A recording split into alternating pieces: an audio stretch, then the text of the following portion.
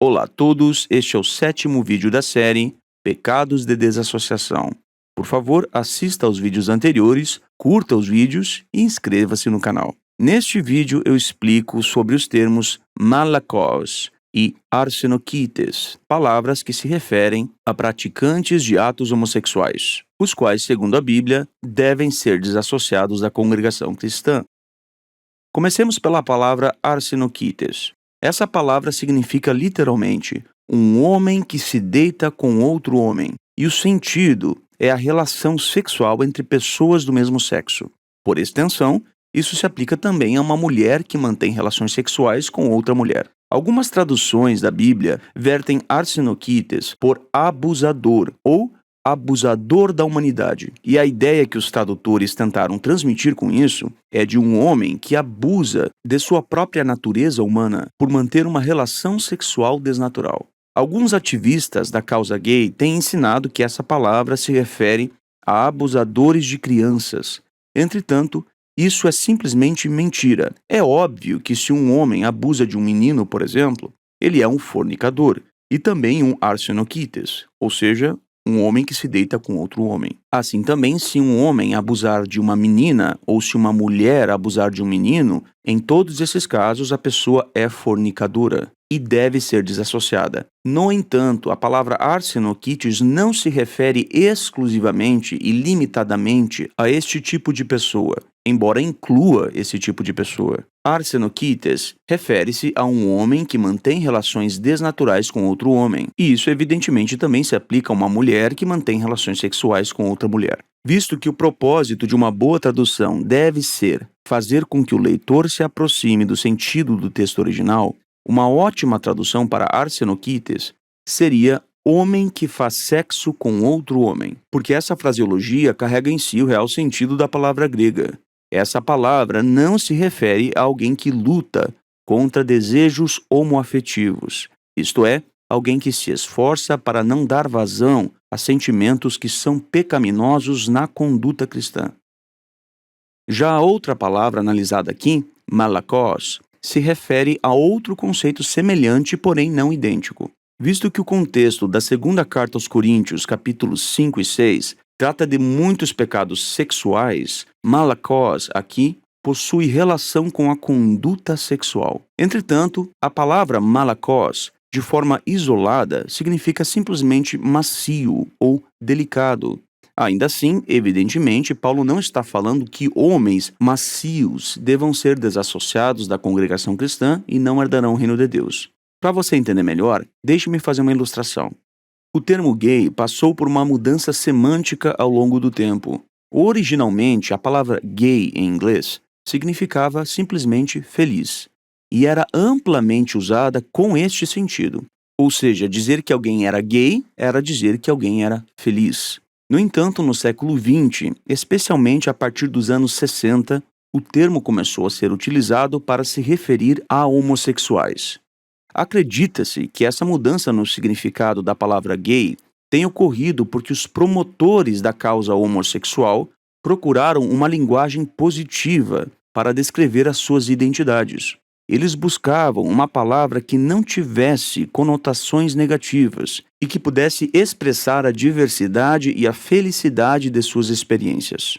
Então, o termo gay, embora signifique apenas feliz, refere-se a homossexuais.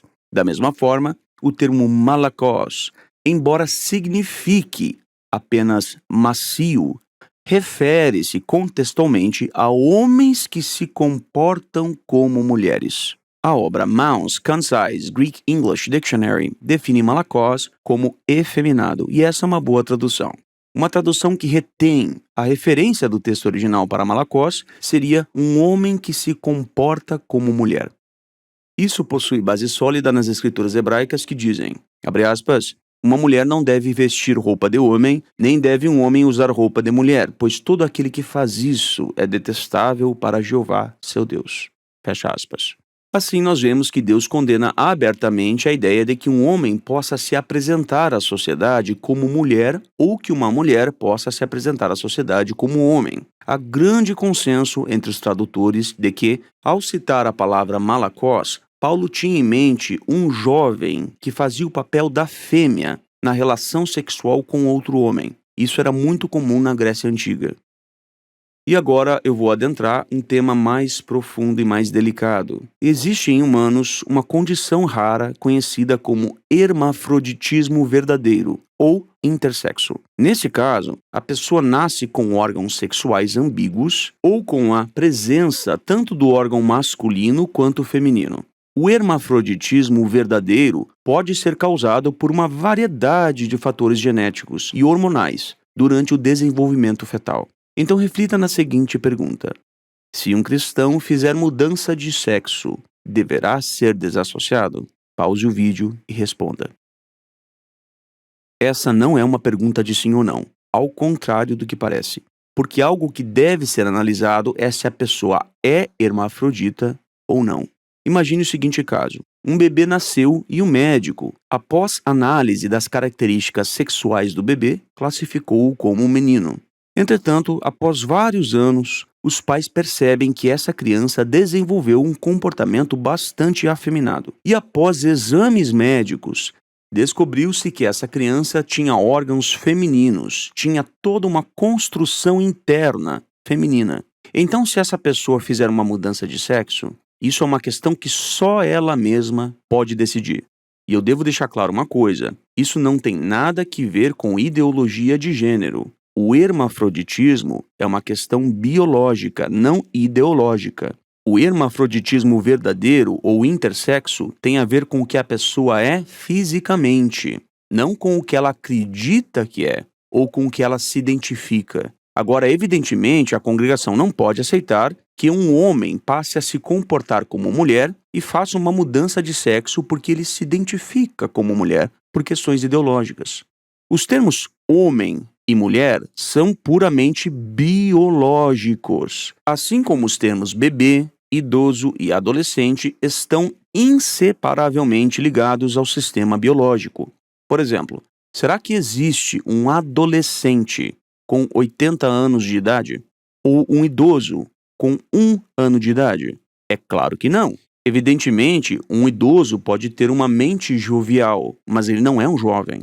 Ele tem uma mente jovial, ele ainda assim é um idoso. Da mesma forma, homem e mulher são termos biológicos e se referem a pessoas adultas do sexo masculino e feminino, respectivamente. Então, homem não é aquilo que eu acho que eu sou, é aquilo que biologicamente eu sou. Não existe uma mulher do sexo masculino, nem um homem do sexo feminino. Assim como tampouco existe um bebê com 90 anos de idade ou um idoso com 1 ano de idade. Todos esses termos são biológicos. É claro que existem sentidos figurativos para esses termos, mas sentido figurativo não é sentido literal.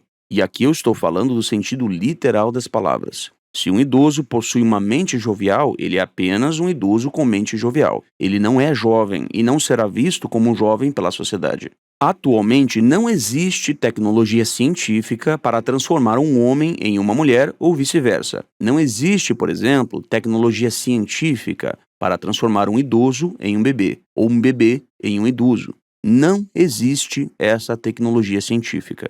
Se existisse, aí seria outra história, mas não existe. Quando uma pessoa é do sexo masculino, toda a estrutura genética dela, toda a construção cromossomial dessa pessoa é masculina. Ser do sexo masculino, embora inclua como parte fundamental, não se limita à presença do órgão sexual masculino, mas isso chega até o DNA da pessoa. E não há, atualmente, tecnologia capaz de reescrever esse DNA ou reformular toda essa construção genética. Na melhor das hipóteses, o sujeito vai ser um homem com um órgão sexual mutilado e que se comporta como uma mulher. Não obstante, ele nunca será plenamente uma mulher, porque não existe tecnologia científica que possibilite essa transição. Então a congregação não deve aceitar a homens que fazem sexo com outros homens, nem a homens que se comportam como mulheres, como sendo membros que participam da comunhão. Isso não significa, entretanto, que tais pessoas não sejam dignas de nosso respeito. Os cristãos não devem zombar dessas pessoas, nem menosprezá-las. Agora, existem questões ainda mais profundas, para as quais eu mesmo talvez não tenha resposta. Ainda assim, eu vou levantar essas questões aqui porque o meu propósito é ajudar a minha assistência a raciocinar com base nas escrituras. Então aqui eu vou pegar uma situação bastante cabeluda, por assim dizer. Imagine o seguinte: você encontra uma pessoa, fala de Jesus Cristo e de Jeová para ela, e ela demonstra interesse. Essa pessoa se apresenta como mulher para você. Você ministra um estudo bíblico e essa pessoa demonstra interesse em se batizar.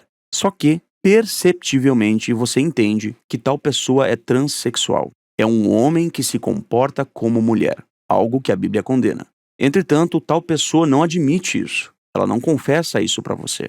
Será que os anciãos da congregação devem aprovar tal pessoa para o batismo? Irmãos, essa é uma questão bastante complicada. Imagine que os anciãos cheguem a perguntar se essa pessoa é transexual, e a pessoa nega. Ou talvez minta dizendo que é hermafrodita ou intersexual, conforme a gente viu anteriormente, que é uma condição biológica.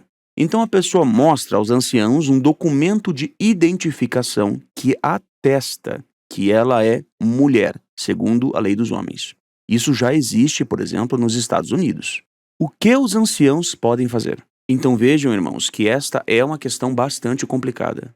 Os anciãos não possuem autoridade para mandar a pessoa abaixar as calças e comprovar que é mulher. Tampouco possuem autoridade para pedir à pessoa exames laboratoriais que comprovem que ela é do sexo feminino. Então, nesse caso, por mais paradoxal que seja, os anciãos não podem impedir que tal pessoa se batize.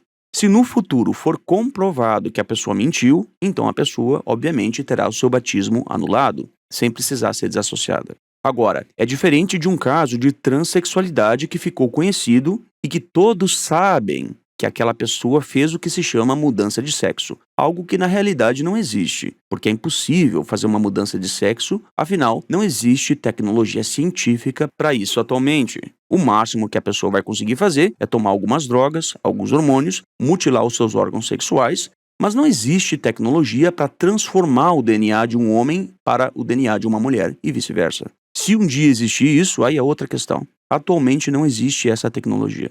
Então, se há testemunhas que comprovam que a pessoa é um homem que se comporta como mulher ou uma mulher que se comporta como homem, aí sim os anciãos possuirão base para não aprovar o batismo da pessoa, não importando o que o governo do país diga, pois devemos obedecer a Deus antes que aos homens. É claro, irmãos, que aqui eu estou apenas propondo reflexões sobre hipóteses improváveis, mas que ainda assim poderão ocorrer. Na realidade, a gente sabe que não é assim que geralmente acontece. Se um homem que se comporta como mulher perante a sociedade decide se batizar, a história nos mostra que muito provavelmente ele foi tocado no íntimo pelo amor de Deus. E naturalmente ele vai se aperceber de que tem que se ajustar aos padrões divinos apresentados na Bíblia.